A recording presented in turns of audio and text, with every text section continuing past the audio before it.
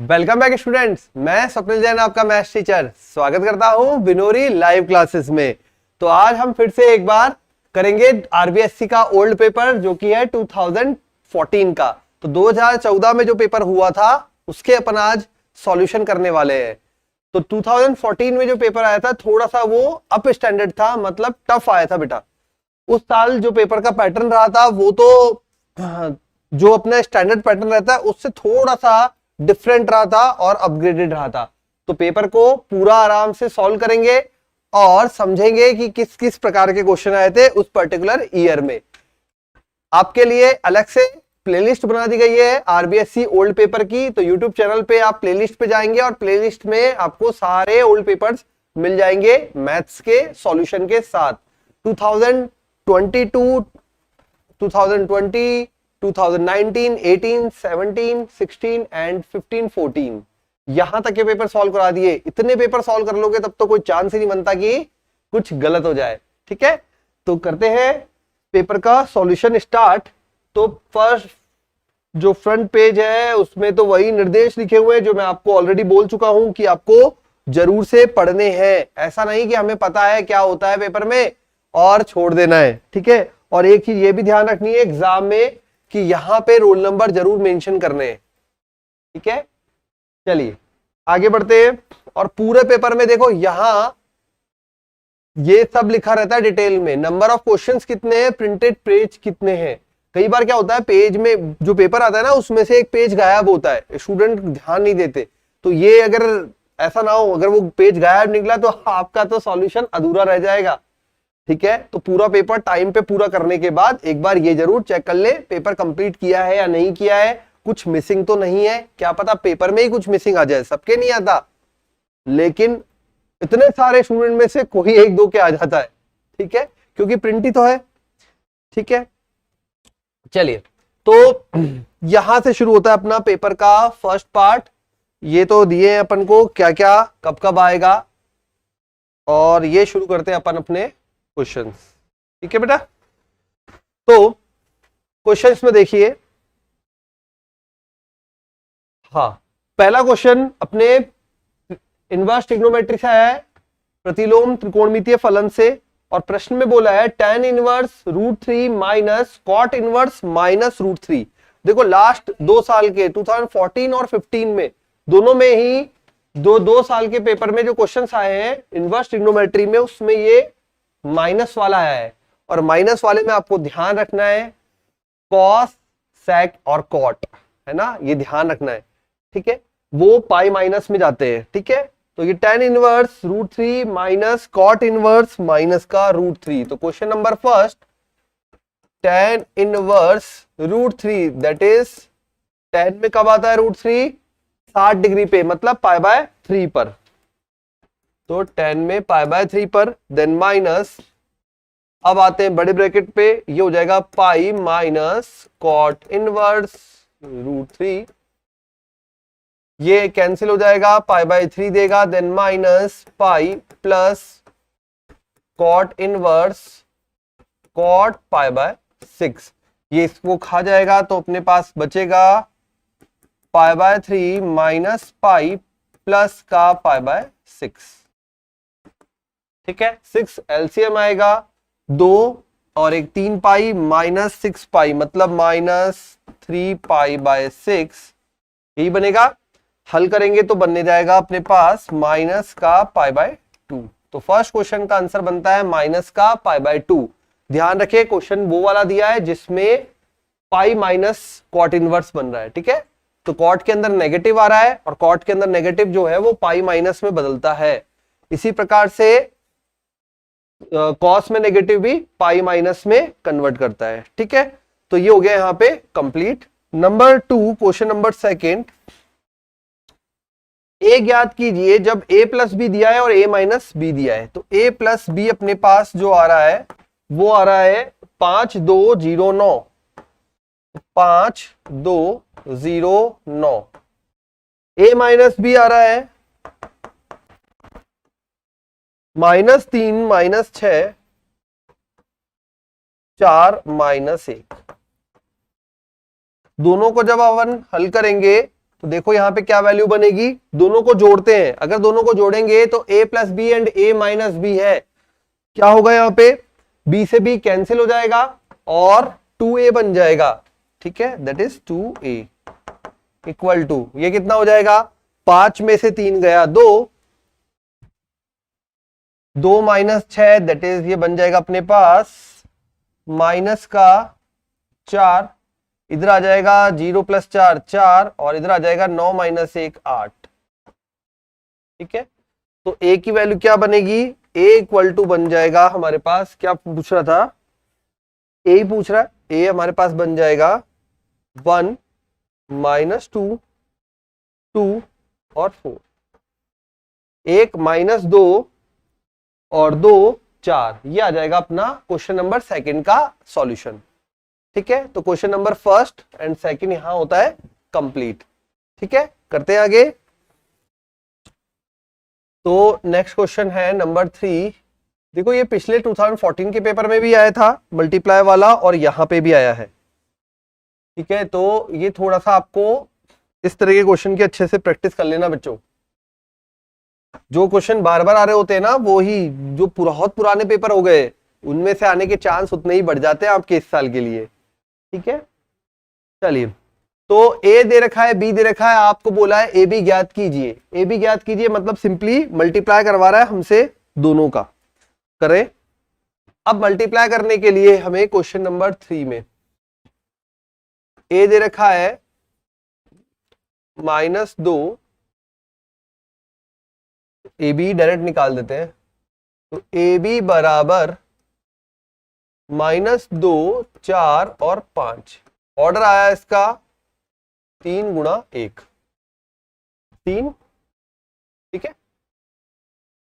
और बी अपने को दे रखा है 1 4 -6, ऑर्डर आया इसका 1 × 3, ये यहां पे है 3 गुणा 1, ये है यहां पे 1 गुणा 3, दोनों का ऑर्डर जो बनेगा वो बनेगा 3 गुणा 3 का। तो मल्टीप्लाई के बाद जो ऑर्डर बन रहा है, देखो ये 1 सेम हो गया, तो रिजल्टेंट कैसे आने वाला है, जो बाकी बचा है मतलब 3 गुणा 3 का। अब रिजल्टेंट बनाते हैं भाई, क्या आएगा, ये पूरी जो पंक्ति है इस कॉलम के पास जाएगी तो -2, ये माइनस का 8 और ये देगा प्लस का 12, ठीक है। इस प्रकार से वैल्यू आएगी। फिर आगे आएगा यहाँ पे 4 16 माइनस का 24, फिर आएगा 5 20 और माइनस का 30, ये अपना ए बी का मान होगा। यदि इसका ऑर्डर देखें तो 3 गुणा 3 आ रहा है, जो हमने पहले ही डिस्कस कर लिया था, ठीक है। हमेशा ऑर्डर और लिखें बेटा, जिससे आपको पता लग जाए बनने वाला क्या है, ठीक है। अगर ऑर्डर नहीं लिखोगे तो फिर पता नहीं चलेगा कि बनने वाला क्या वैल्यू आने वाली है, तो इसलिए ऑर्डर जरूर मेंशन करें, उससे इजी पड़ेगा आपको। चलिए, ए बी हो गया अपना। नेक्स्ट क्वेश्चन आते हैं नंबर 4।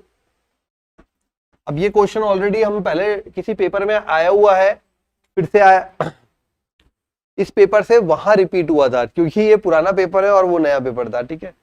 तो वो देखे जरा वैल्यू क्या है।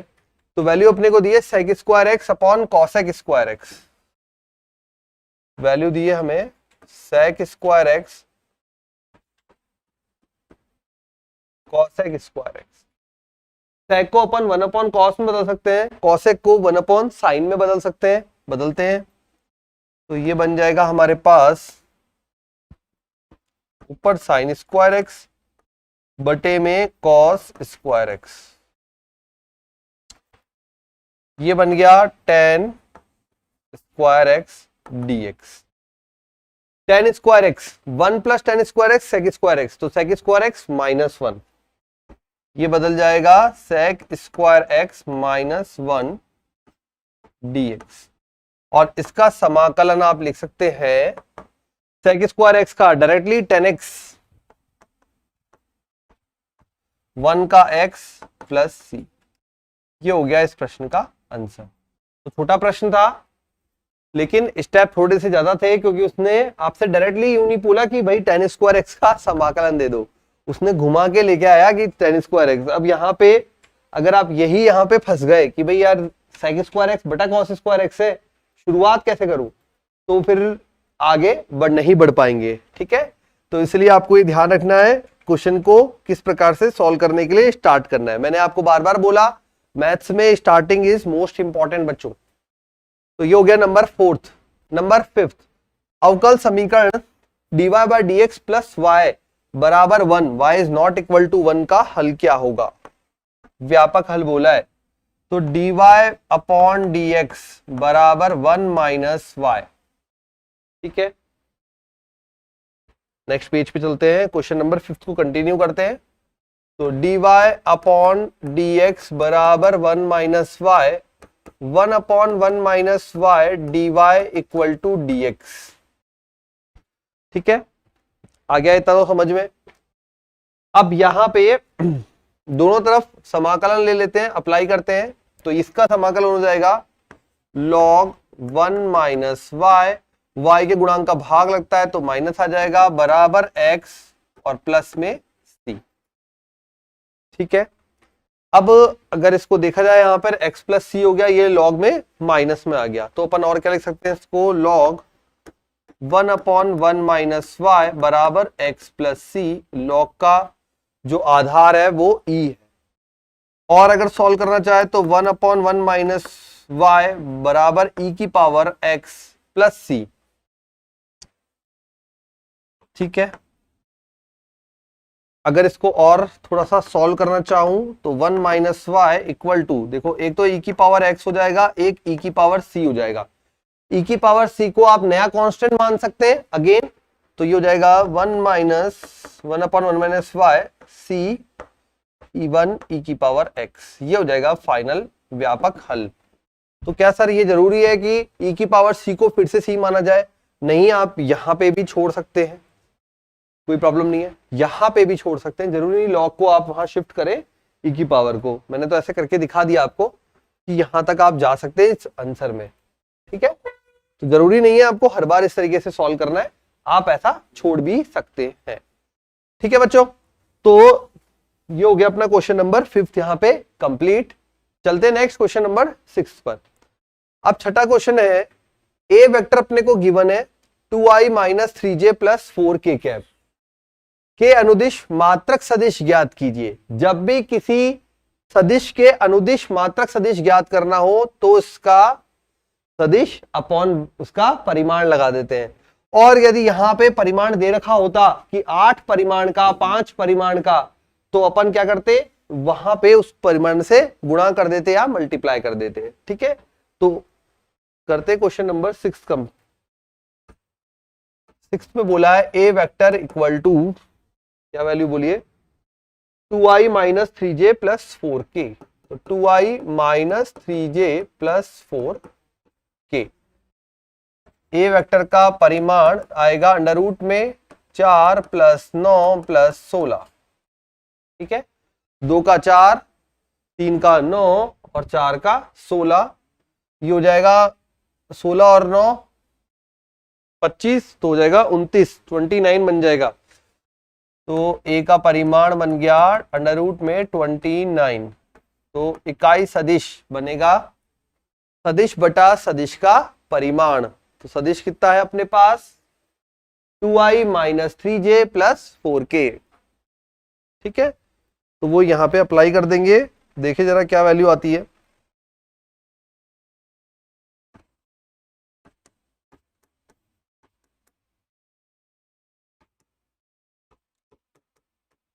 Two I minus 3j plus 4k upon में 29। तो ये हो गया मात्रक सदिश या इकाई सदिश। ठीक है, कंप्लीट हो गया।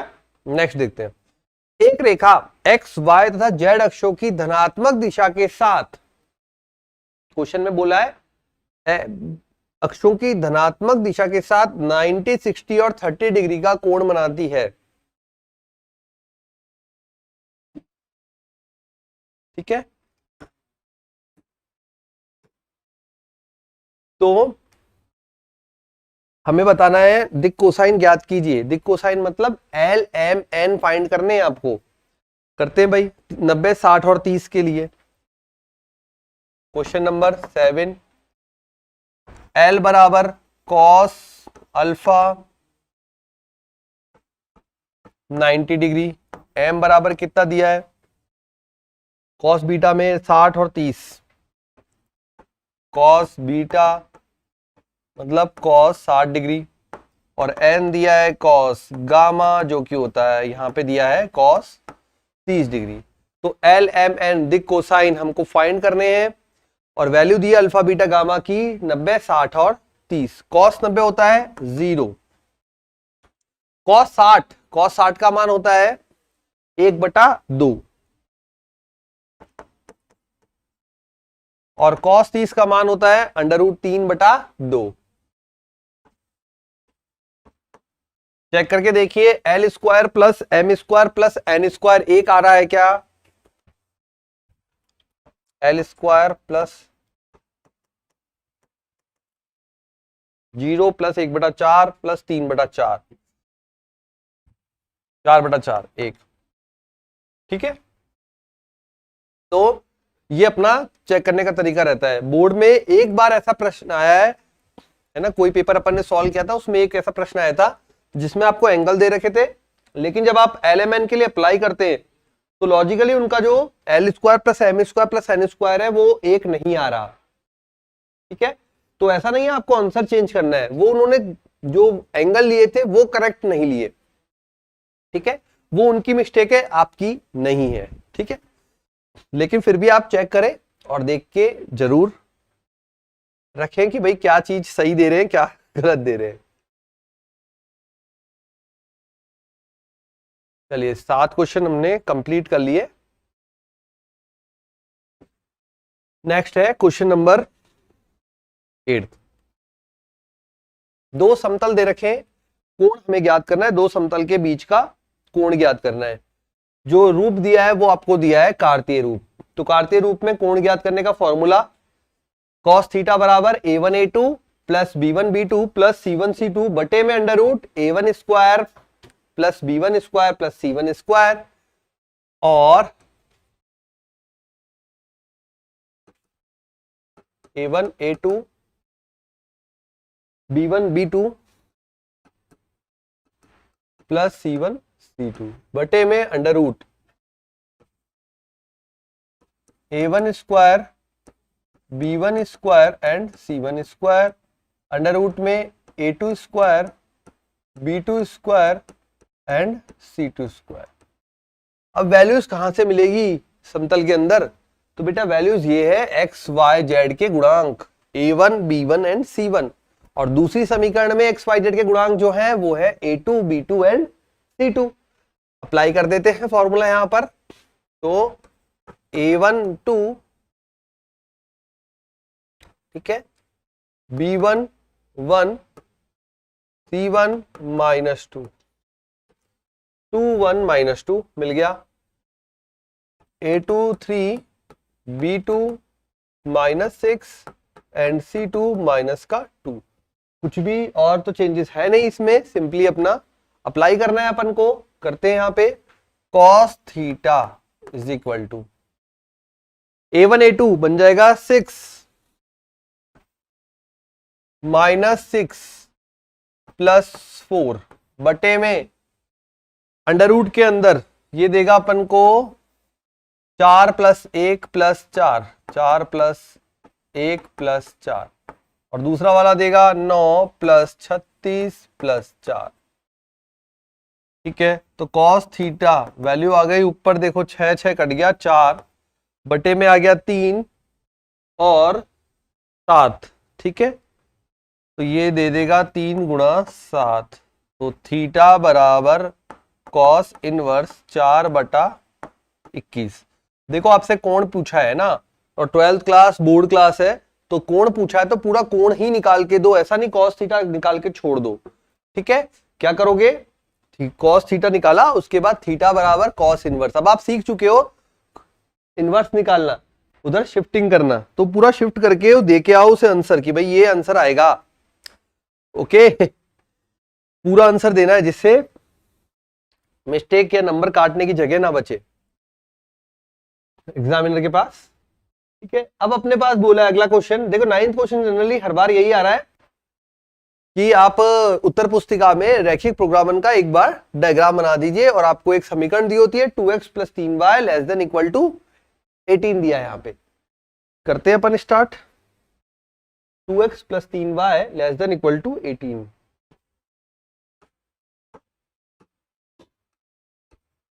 To x plus 3y less than equal to 18, साथ में दिया है greater than equal to 0 and y is greater than equal to 0। ये अपने को यहाँ पे दिया हुआ है। अब मैंने आपको हमेशा सिखाया है कि समीकरण को आप कैसे बनाते हैं, तो वो करते हैं अपन यहाँ पे। देखिए ये आप बनाते हैं यहाँ पे 2x + 3y बराबर 18, x बराबर 0 पर y बराबर, x पर 0 है तो y बराबर 6, बिंदु बन गया 0,6। y बराबर 0 पर x बराबर, y का मान 0 रखा, x बराबर आ गया 9, बिंदु बन गया 9,0। बिंदु तैयार हो गए दोनों बिंदुओं को मिलाने वाली सरल रेखा बना देंगे। ठीक है, और फिर चेक करेंगे लेस देन है या ग्रेटर देन। अगर लेस देन है तो ओरिजिन की तरफ, मूल बिंदु की तरफ, और ग्रेटर देन है तो मूल बिंदु से बाहर। ठीक है, चलिए तो ये अपन बना लेते हैं डायग्राम में। ये आ गया x, ये आ गया y। 0, 6 यहां पे कहीं होगा और ये इस प्रकार की बनेगी। इधर हो जाएगा 0,6, इधर हो जाएगा हमारे पास 9,0। ये हो गया मूल बिंदु, ये बिंदु A और ये हो जाएगा B। ठीक है, x greater than equal to 0 बोला है, ये y is greater than equal to 0 और x ग्रेटर देन, तो x तो ये बोल रहा है, y इधर से बोल रहे हैं।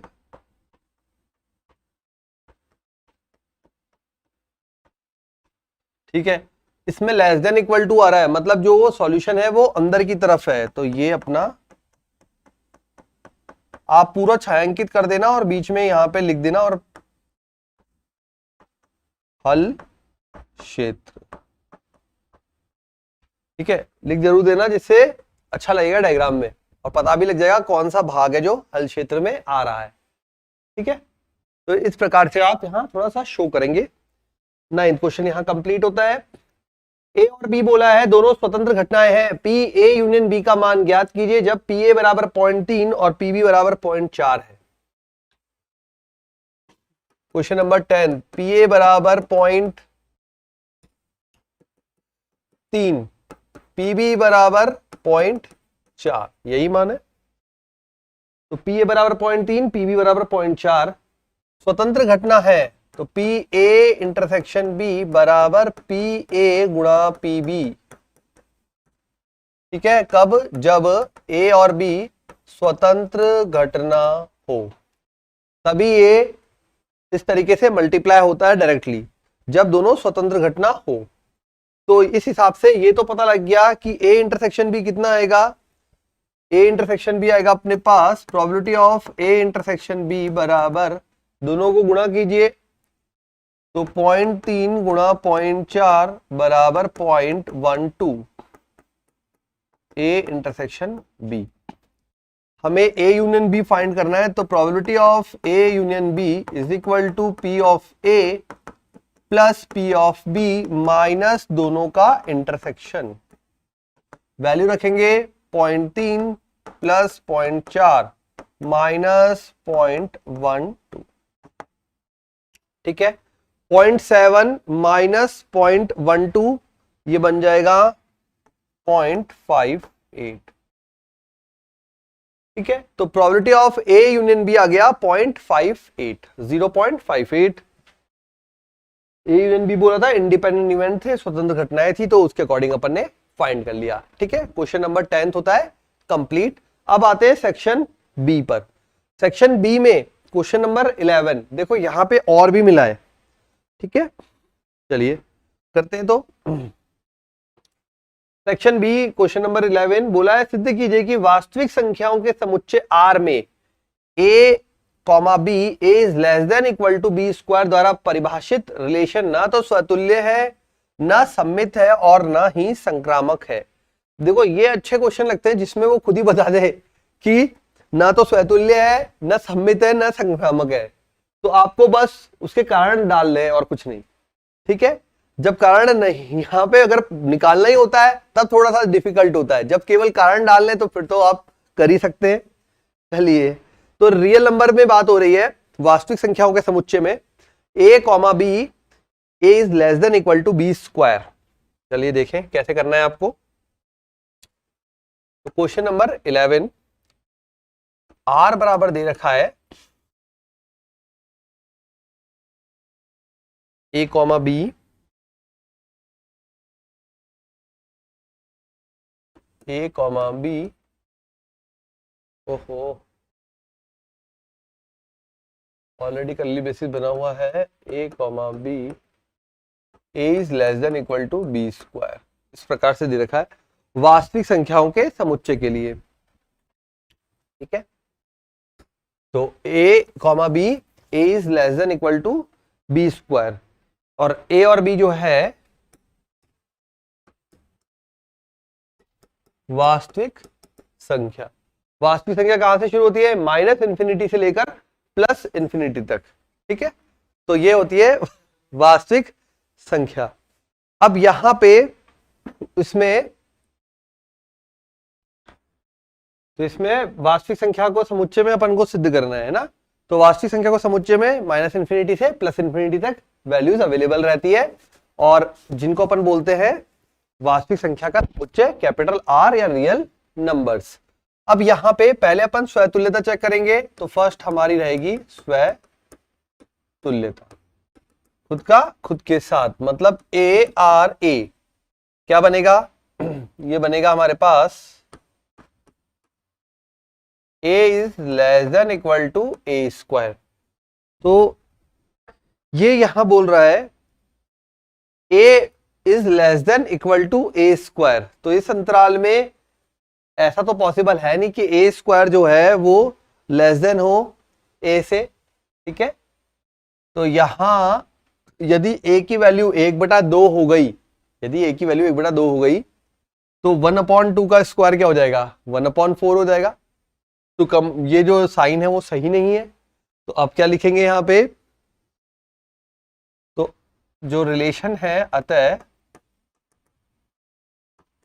आर स्वतुल्य नहीं है। क्यों नहीं है? क्योंकि a में मान रख के देखो बेटा, अगर आपने a में रखा 1/2 मान लो, तो ये बनेगा 1/2 लेस देन इक्वल टू, ये बन जाएगा 1/4। कंडीशन फुलफिल ही नहीं हुई, ना बराबर हुआ ना ही ग्रेटर हुआ।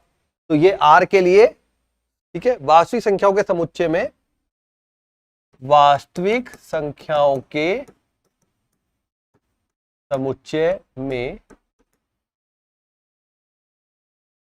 वास्तविक संख्याओं के समुच्चय में ये जो मान है वो रॉन्ग है या गलत है, समुच्चय में उपलब्ध नहीं है, अतः आर स्वतुल्य नहीं है। आगे समझ में? तो आप मान रख के, जहां पे आप फंस जाओ वहां मान रख के चेक कर लो। नेक्स्ट आता है सम्मित। सम्मित में यदि ए रिलेशन बी क्या कर रहा है? ये बोल रहा है भाई a is less than equal to B square है, ठीक है। तब बी आर ए कैसे? बी ए, ये बोल रहा है b is less than equal to A square. अगर ये है तो ये तो नहीं होगा, करके देख लो, दो मान ले लो a और b, ठीक है। जब उसका स्क्वायर एक a की वैल्यू b स्क्वायर से छोटी है तो नेक्स्ट टाइम वो b जो है वो a स्क्वायर से कैसे छोटा हो जाएगा, है ना। तो ये भी गलत है। तो ये भी गलत है, तो अपन क्या बोलेंगे? आप ये भी बोल सकते हो कि समुच्चय में सत्य नहीं है, ठीक है। ये यहां पे ये बोल सकते हो उपलब्ध से बढ़िया है सत्य नहीं है, ट्रुथ नहीं है, अतः सम्मित, सॉरी ये समतुल्य नहीं है। ये भी नहीं होगा, अतः आर सममित नहीं है। अब चेक करते हैं संक्रामकता।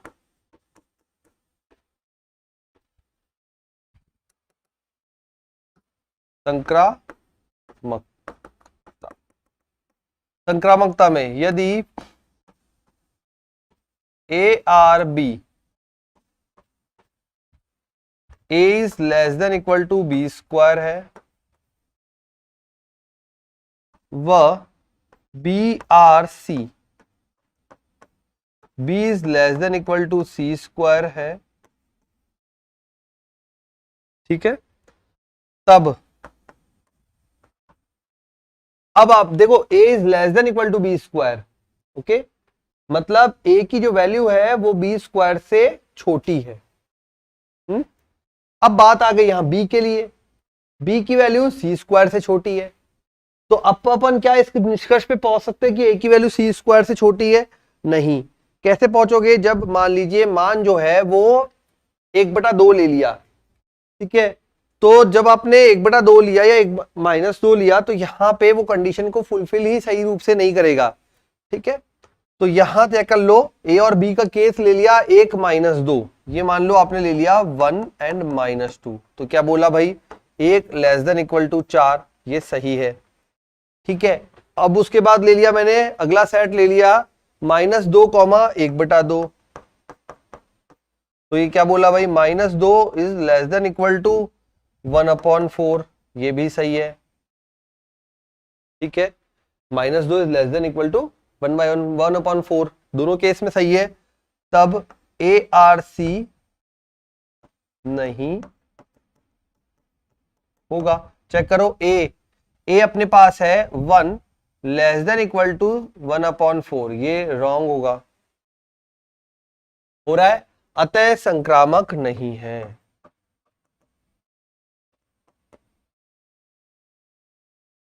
अतः संक्रामक नहीं होगा, ठीक है। तो इस प्रकार से अपन ने बोला न स्वतुल्य है, न सम्मित है, न संक्रामक है।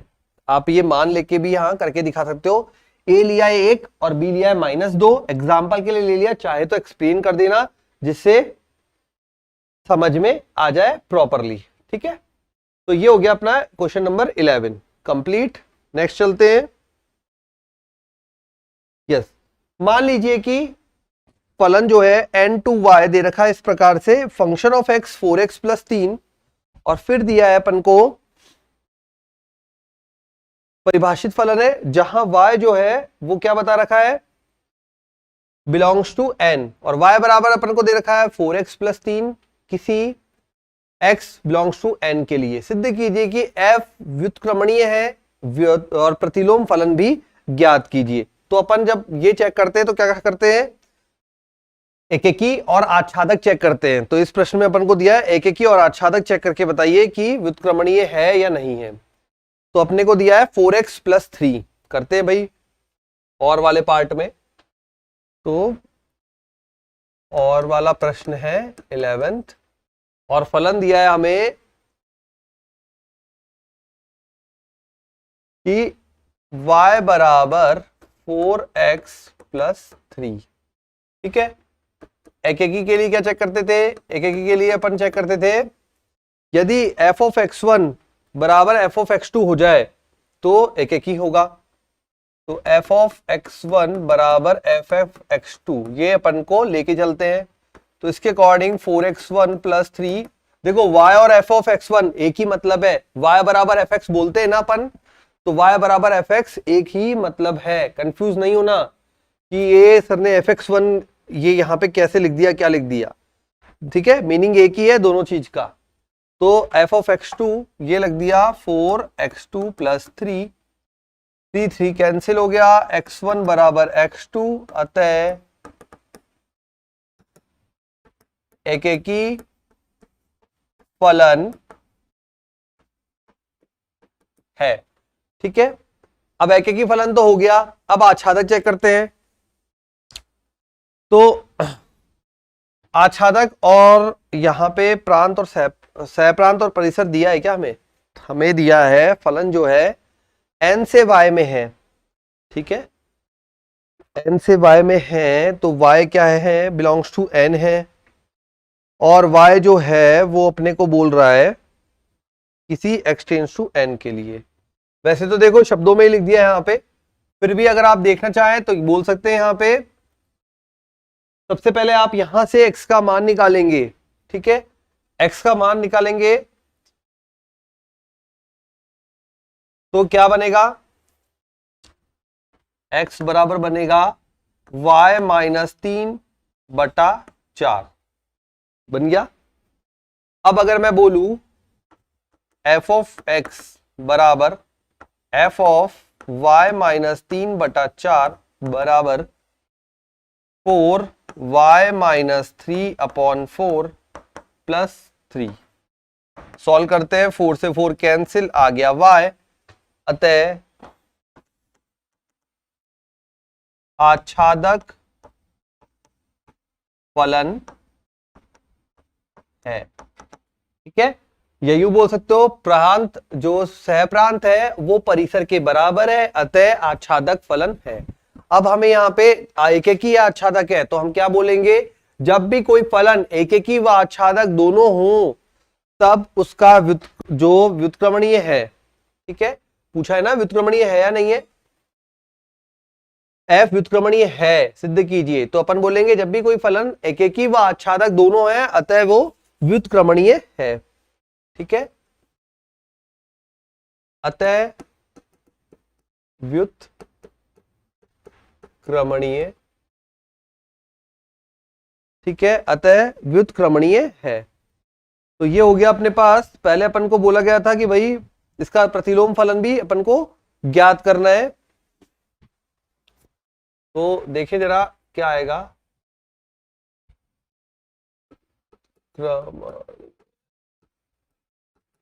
है व्युत्क्रमणीय हो गया।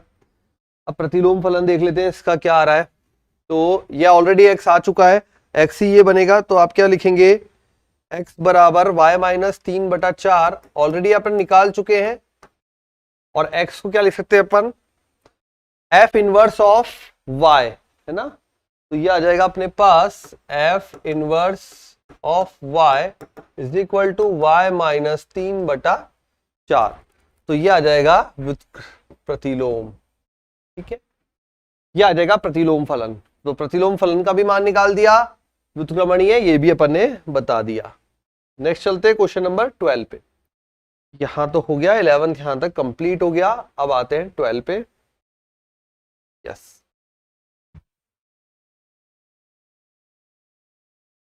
ये क्वेश्चन है 2015 पेपर में वापस रिपीट हुआ था, इसका मतलब प्रश्न क्वेश्चन नंबर 12 आप देखेंगे तो 2015 में रिपीट हुआ है सेम प्रश्न। जिन्होंने पेपर सॉल्व किए हैं बेटा मुझे भी कमेंट करके बताया करो ना कि सर ये वाला क्वेश्चन तो यहाँ रिपीट हो रहा है, ये वाला क्वेश्चन यहाँ रिपीट हो रहा है। और पेपर अगर आपको अच्छे से समझ में आ रहा है तो फिर लाइक तो बनता है, लाइक करो, अपने फ्रेंड्स के साथ शेयर करो बेटा, आप भी तैयारी करो, अपने फ्रेंड्स को भी तैयारी करवाओ, ठीक है। मैथ्स में जिस अच्छे नंबर आएंगे तो हमें भी अच्छा लगेगा, पढ़ाने वाले टीचर को भी अच्छा लगता है ना, ठीक है। चलिए अब ये 12वां प्रश्न ऑलरेडी पिछले 2015 के पेपर में मैंने सॉल्व करवा चुका हूं, वहां पे शायद ये सिद्ध कीजिए के नाम से आया था, ठीक है। और यहां पे अपन को सरलतम रूप पूछा है कि आप बताइए सरलतम रूप क्या होगा, ठीक है भाई, हम बता देते हैं सरलतम रूप क्या होगा। तो एक बार जल्दी से कर देते हैं, ज्यादा पूरा डिटेल में नहीं करूंगा, ऑलरेडी आपको पुराना अगर वीडियोस देख चुके हैं 2015 पेपर वाला तो वहां मिल चुका होगा, ठीक है। और सभी बच्चे बेटा पुराने पेपर के सॉल्यूशन जरूर देख के जाए, आपको मैथ्स में बहुत हेल्प मिलने वाली है, आपके पेपर बहुत जल्दी सॉल्व हो जाएंगे, ठीक है। देखिए tan इनवर्स दे रखा है, साइड में दे रखा है, चलिए हो जाएगा, तो यहां लिखते हैं अपन tan inverse cos x minus sin x बटे में cos x plus sin x। मेरे स्टेप सुनते भी रहा करो क्योंकि मैं स्टेप लिख नहीं रहा पूरे, यहां पर थोड़े कुछ स्टेप बोल के वर्बली बता देता हूं, तो वो स्टेप सुनो, लेकिन आपको एग्जाम में मेंशन करने हैं स्टेप बाय स्टेप, ओके। आपका टारगेट रहता है 3 घंटे का और मेरा टारगेट रहता है 2 घंटे का, 2 से 2.25 घंटे में पेपर को सॉल्व करने का, तो इसलिए कुछ स्टेप मैं वर्बली बताता हूं, ठीक है। चलिए नहीं तो इतना लंबा वीडियो हो जाएगा ना, फिर आप लोग भी बोलेंगे अरे सर तो बहुत ही ज्यादा लंबा खींच देते हैं, इसलिए जल्दी से जल्दी करने के लिए। अब देखो यहां पे आपको पता लग रहा होगा बच्चे कि यहां मैं tan बना सकता हूं यदि अंश व हर में cos x का भाग दे दिया जाए। ठीक है, अंश व हर में cos x का भाग दे दिया जाए, तो अंश व हर में cos x का भाग देने पर कितना बनेगा, tan inverse 1 minus tan x upon 1 plus tan x। इसी स्टेप से आपको क्वेश्चन लगभग हो गया। अब आप बोलेंगे सर ये तो tan inverse tan pi by 4 लिख सकता हूं माइनस tan x बटे में tan pi by 4 plus tan x। इसको हम बोल सकते हैं tan इनवर्स, अंदर बनेगा tan of pi by 4 minus x। ठीक है, tan of a minus b। आपका आंसर मिल जाएगा आपको यहां पे pi by 4 minus x।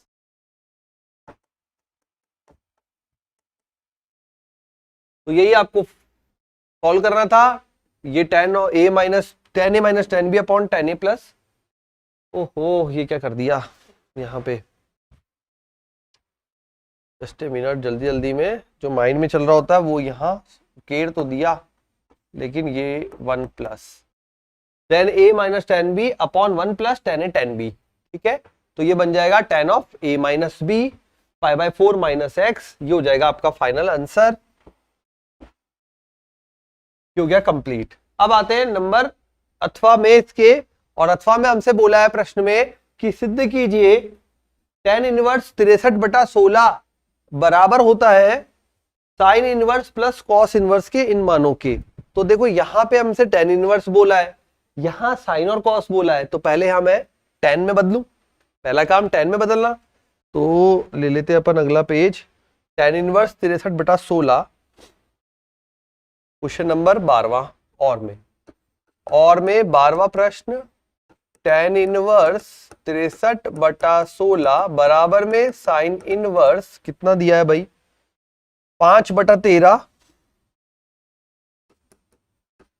Plus cos inverse 3 बटा 5। ठीक है, ये तो आपको पता लग ही गया होगा। मुझे सॉल्व जो करना है वो राइट हैंड साइड से करना है ना, क्यों, क्योंकि लेफ्ट हैंड साइड में तो केवल एक मान है, उसको क्या सॉल्व करोगे, उसमें तो सॉल्व करने के लिए कुछ है ही नहीं। आप हमेशा सॉल्यूशन कॉम्प्लिकेट टर्म से स्टार्ट करते हैं, कॉम्प्लिकेट टर्म से इसलिए क्योंकि उसको सरल करके छोटी टर्म ला सके। ठीक है बच्चों, तो करो स्टार्ट।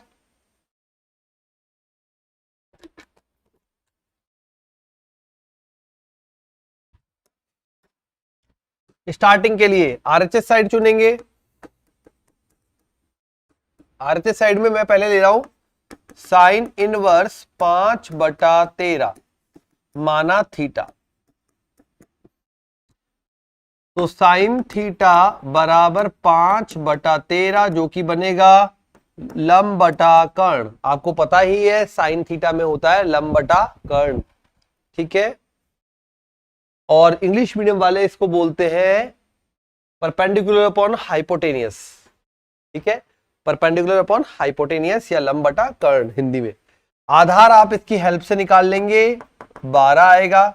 अगर मेरे को tan थीटा लिखने को बोला जाए तो मैं लिखूंगा इसको, tan थीटा क्या होता है, लाल बटा कक्का के अकॉर्डिंग लंब बटा आधार, तो मैं लिखूंगा 5 बटा 12 और थीटा बराबर हो जाएगा tan इनवर्स 5 बटा 12। तो एक तो आपने मान निकाल लिया tan इनवर्स 5 बटा 12, एक काम तो हो गया। चलो दूसरे का भी निकाल लेते हैं, दूसरे को अपन कुछ और मान लेते हैं। तो cos इनवर्स 5 बटा 3 बटा 5 है, तो 3 बटा 5 बराबर माना मैंने अल्फा, तो cos अल्फा बराबर 3 बटा 5 और ये हो गया आधार बटा कर्ण। ठीक है, आधार बटा कर्ण। अब अगर अपन को लंब निकालना है यहां पर तो कितना हो जाएगा, लंब हो जाएगा अपने पास 25 माइनस 9 दैट इज 16, 4, तो लंब हो जाएगा 4। अब अगर मैं बोलूं यहां पे tan अल्फा, तो आपको पता लग ही चुका है लंब 4 और आधार जो है वो 3, तो tan 4/3, ठीक है, ये हो जाएगा यहां पे 4/3 हो गया। अगर अल्फा की बात करें तो, अगर अल्फा की बात करें तो इसे मैं बोलूंगा tan इनवर्स में 4/3। ये अब आपको सबको फाइंड करना आना चाहिए, इसमें कुछ स्पेशल नहीं है। पाइथागोरस यूज किए, लंब आधार कर्ण वाला सिस्टम यूज किया। आप चाहे तो ट्रायंगल भी बना ले, नहीं चाहे तो ट्रायंगल की जरूरत नहीं है, क्योंकि अब 12th क्लास में है तो इतना भी बेसिक तक जाने की जरूरत नहीं है, आप डायरेक्ट कर सकते हैं, ठीक है। तो ये हो गया हमारे पास थीटा और अल्फा तैयार। अब हम लिखेंगे आरएचएस साइड में। तो भाई आरएचएस में हमारे पास ये हमने मान लिया था थीटा और ये माना था अल्फा, तो अब हमारे पास क्वेश्चन बन गया नया, tan inverse 5/12 plus tan inverse 4/3। तो tan inverse 5/12 plus tan inverse 4/3। आप tan inverse a plus tan inverse b का सूत्र लगाएंगे, जो कि होता है tan inverse a plus B upon 1 minus A B. तो 5/12 प्लस 4/3 बटे में 1 माइनस 5/12 4/3। हल करते हैं। सिद्ध करने के लिए हमें tan में चाहिए 63/16। देखें जरा आता है कि नहीं आता। 4 3 बार कट जाएगा और कुछ तो हल होगा नहीं। ऊपर लसअप आएगा 36 tan इनवर्स। अच्छा एक काम करें, काटो ही मत यहाँ पे, ठीक है। ऊपर भी लसअप 36 आ रहा है, नीचे भी 36 आ जाएगा, अपना काम आसान हो जाएगा, काटा पीटा कम होगा। तो ऊपर लसअप आया 36 12, तो ये हो जाएगा 15 प्लस 12 चौक 48 बटे में आया 36, तो 36 माइनस 20, ये 36 कैंसिल हो गया।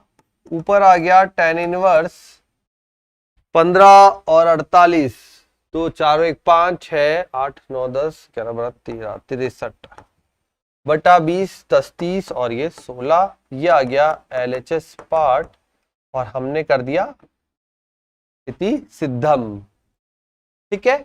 तो ये होगा कंप्लीट क्वेश्चन नंबर 12th का और वाला पार्ट, जिसमें आपसे इजीली पूछा था कि भाई ये सिद्ध कीजिए। चलिए नेक्स्ट चलते हैं क्वेश्चन नंबर 13 पर। Question number 13, a square minus 5a plus 6i का मान ज्ञात कीजिए। a बराबर आपको दे रखा है। ये क्वेश्चन आया है नंबर 13 में। क्वेश्चन नंबर 13 लेते हैं। a आपको दे रखा है, बोला है 201 a में 201 और क्या था 213 1 माइनस 1 0, 213 1 माइनस 1 0, चेक कर लें एक बार, यही था ना 1 minus 1 0। A square minus 5a plus 6i, A square minus 5a plus 6i मान आपको फाइंड करना है। ये ओवरऑल क्वेश्चन है। ए गिवन है, ए square minus 5a plus 6i हमको फाइंड करना है। सबसे पहले आपको ए स्क्वायर बनाना पड़ेगा। ए को ए से मल्टीप्लाई करोगे तब जाके ए स्क्वायर बनेगा। करें मल्टीप्लाई, तो चलो शुरू करते हैं, ए स्क्वायर फाइंड करते हैं। तो ए स्क्वायर के लिए 201 213 and 1 minus 1 3, 1 minus 1 0, again multiply 201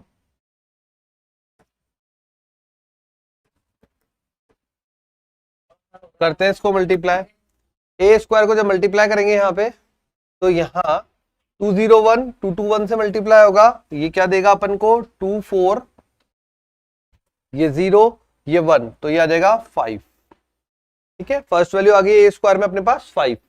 फिर करेंगे यहाँ पे 0 0 -1, तो ये देगा -1। देन 2, ये 0 और ये भी 0, तो 2 आ जाएगा। तो ए स्क्वायर की पहली पंक्ति आ रही है 5 -1 2। अब करते हैं दूसरी पंक्ति के लिए 4 + 2 6 और 3 9। फिर 0 1 -3, 1 -3 माइनस का 2। नेक्स्ट वैल्यू बनेगी 2 + 3 5 + 0 दैट इज 5। अगली वैल्यू में 1, तो 2 -2 0 हो गया, देन 0 और ये आ गया 0 हमारे पास। 0 -1 0, तो फिर -1 और नेक्स्ट वैल्यू आएगी 1 -3 एंड 0, 1 -3 माइनस का 2। ये आ गया आपके पास बेटा ए स्क्वायर। ए स्क्वायर तैयार हो गया। अब बस आपको यहां पे ए स्क्वायर -5a + 6i में जमाना ही है और वैल्यू फाइंड आउट हो जाएगी।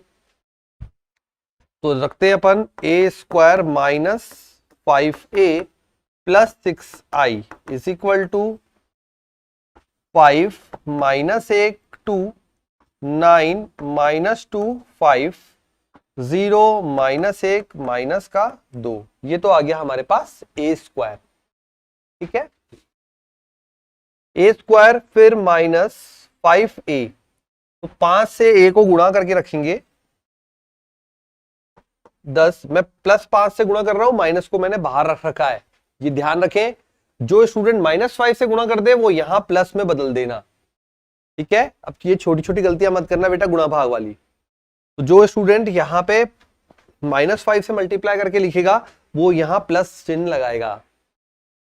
तो ये हो गया 10, ये 0 और ये 5, 10 5 15।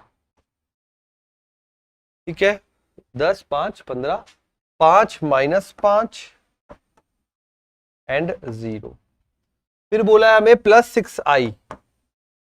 6i का मतलब है 6 0 0 0 6 0 एंड 0 0 6।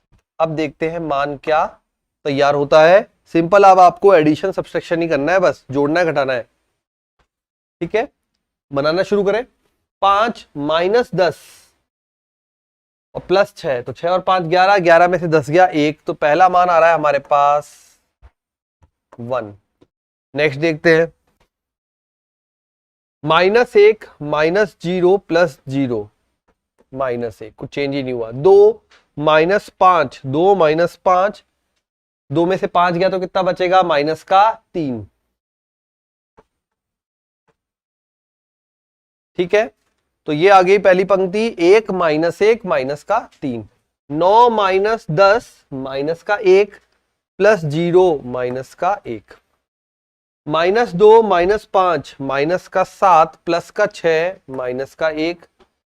ठीक है, फिर आते हैं 5 -15, 5 में से 15 गया माइनस का 10। 0 -5 माइनस का 5, -1 + 5, -1 + 5, तो 5 में से 1 जाएगा तो 4। -2 + 6, 6 में से 2 गया अगेन 4। तो ये हो गया आपका फाइनल आंसर। इस प्रकार से आपको प्राप्त होगा ए स्क्वायर -5a + 6i। जो मैट्रिक्स को हल करोगे, आव्यूह को हल करोगे तो मिलेगा आपके 1 -1 -3 -1 -1 -10 और -5 4 4। ये अपना फाइनल हल होगा क्वेश्चन नंबर 13 का। तो क्वेश्चन नंबर 13 वहां कंप्लीट हो गया। इसी के और में हमको दिया था प्रारंभिक रूपांतरण से व्युत्क्रम ज्ञात कीजिए। ये क्वेश्चन आपका अच्छा क्वेश्चन, नया क्वेश्चन है जो अभी तक हमें पेपर में मिला नहीं कहीं पे, है ना।